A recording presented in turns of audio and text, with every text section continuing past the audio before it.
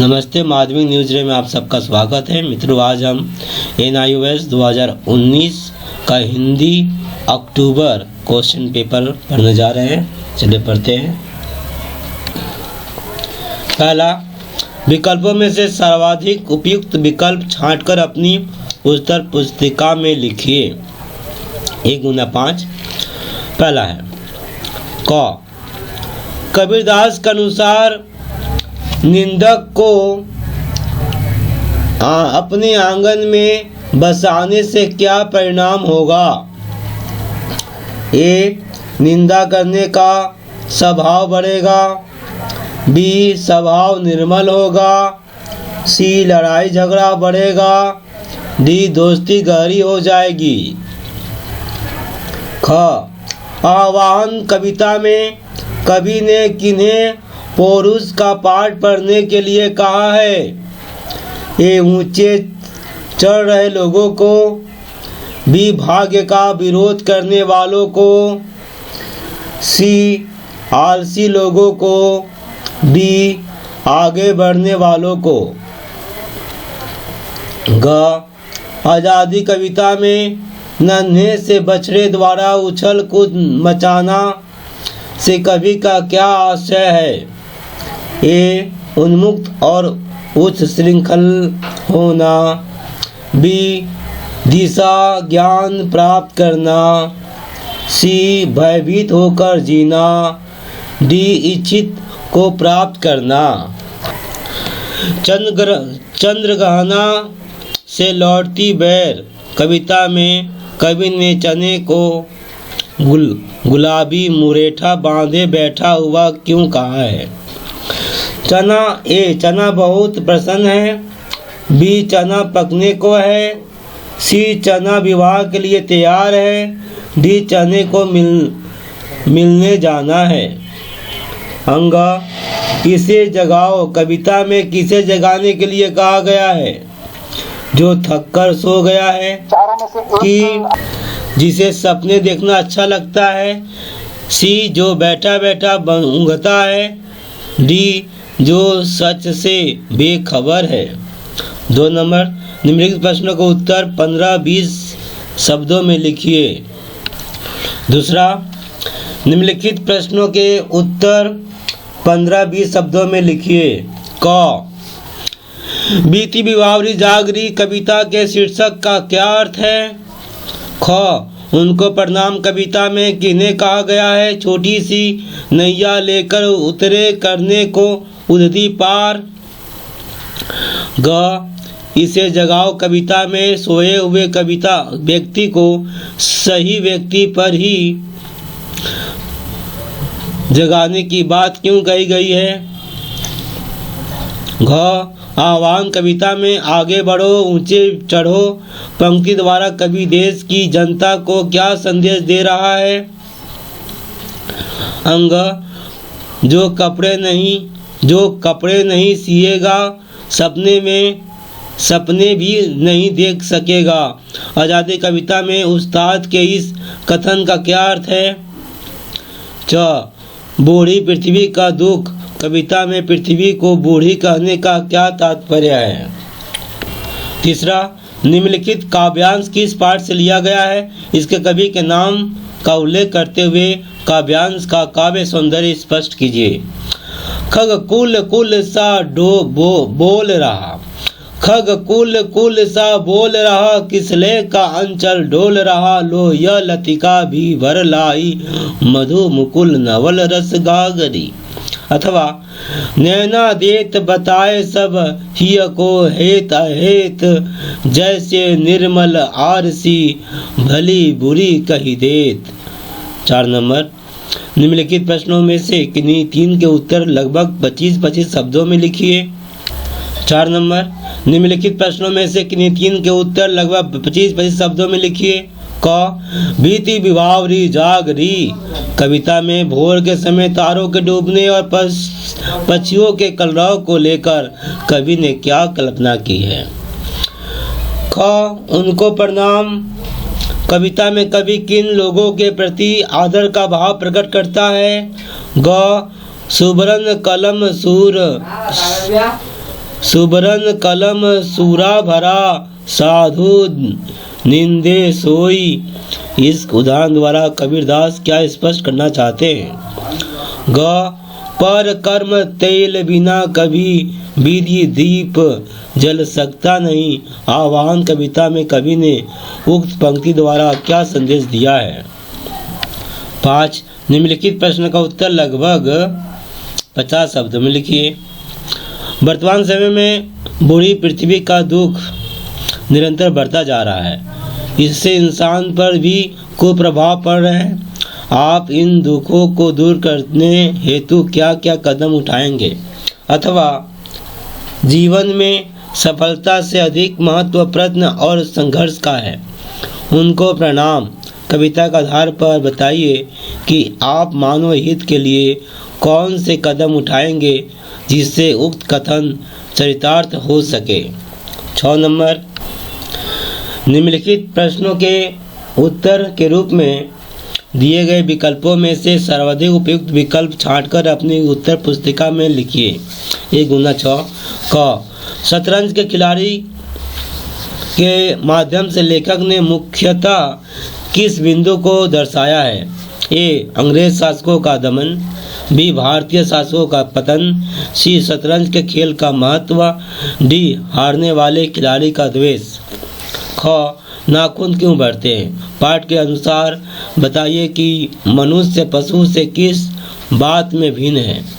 ए आहार, बी निद्रा, सी संयम, डी भय। ग अपना प्राय पाठ के अनुसार बताइए कि वायरस अर्थात विषाणु से कौन लड़ता है? ए प्रतिपिंड, बी श्वेत कणिकाएं, सी उत्तक, डी टॉक्सिन। घ अंधेर नगरी नाटक में राजा ने स्वयं फांसी पर चढ़ने का निर्णय क्यों लिया? ए अपने को अपराधी मानकर, बी साधुओं को दंड न देने की भावना से, सी अपनी गर्दन फंदे के उपयुक्त मानकर, डी स्वयं मुक्ति पाने की लालसा में। अंग बहादुर कहानी के आधार पर बताइए कि बहादुर घर में फिरकी की तरह नाचता रहता था का क्या आशय है? ये काम करने से बचने के लिए छिपता फिरता था, बी दिन भर बहुत उछल कूद मचाता रहता था, सी मार खाने के कारण चीख पुकार मचाता रहता था, डी फुर्ती से काम करता था। च गिल्लू रेखा चित्र में लेखिका ने लघु प्राण शब्द का प्रयोग किसके लिए किया है? ए चिड़िया, बी सोनजोई, सी गिल्लू, डी कली। 7 नंबर निम्नलिखित प्रश्नों का उत्तर 15-20 शब्दों में दीजिए। क व्यावसायिक पत्र से क्या तात्पर्य है? ख मदर टेरेसा का जन्म कहाँ हुआ और उन्होंने अपनी कर्मभूमि किसे चुना?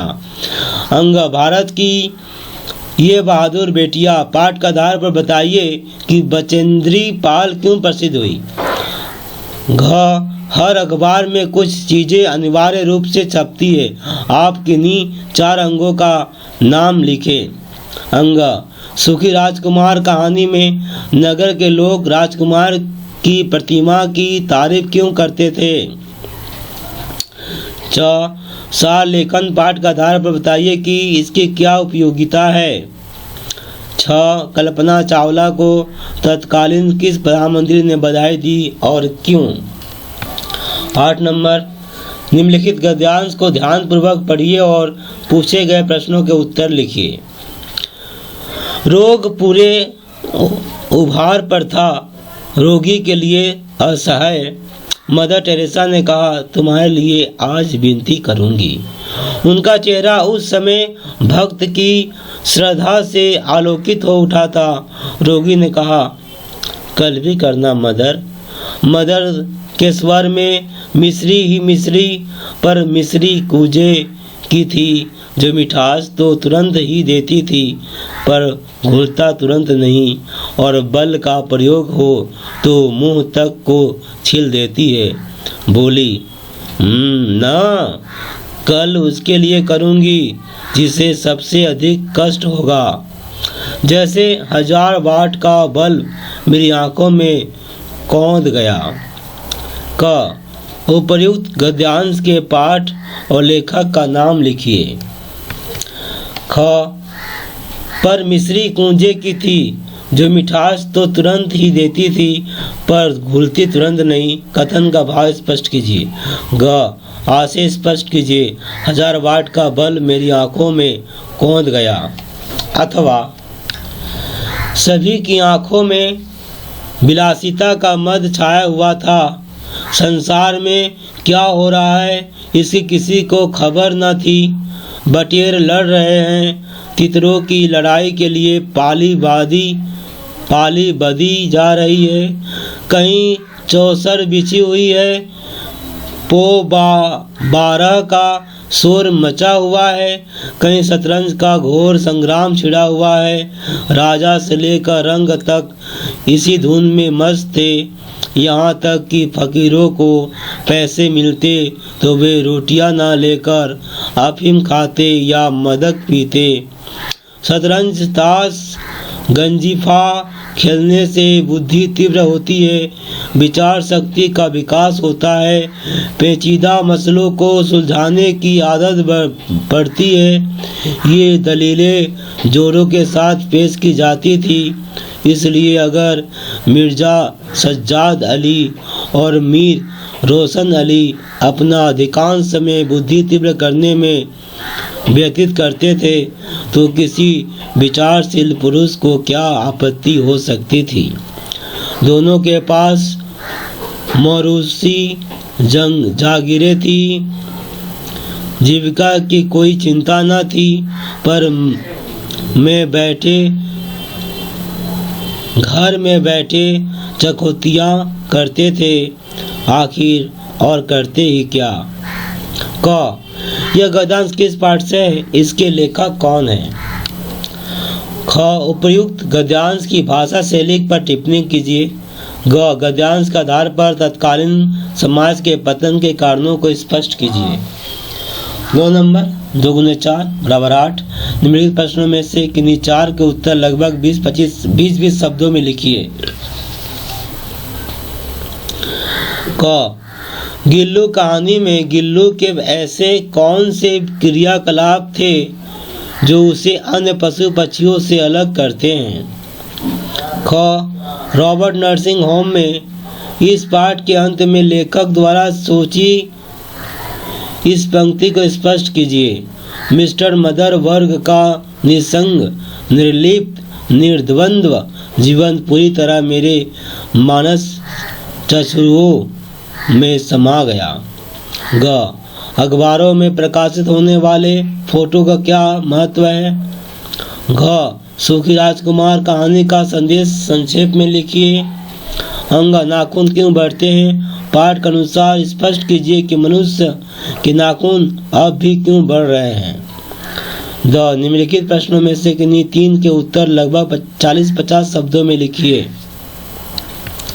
क अपना पराया पाठ में शरीर रूपी दुर्ग की बाहरी दीवार किसे कहा गया है और क्यों? ख अंधेर नगरी नाटक के अंत में महंत द्वारा कहे इस दोहे का भाव स्पष्ट कीजिए। जहाँ न धर्म न बुद्धि नहीं नीति न सूजन समाज, ते ऐसे ही आपो ही न से जैसे चौपट राज।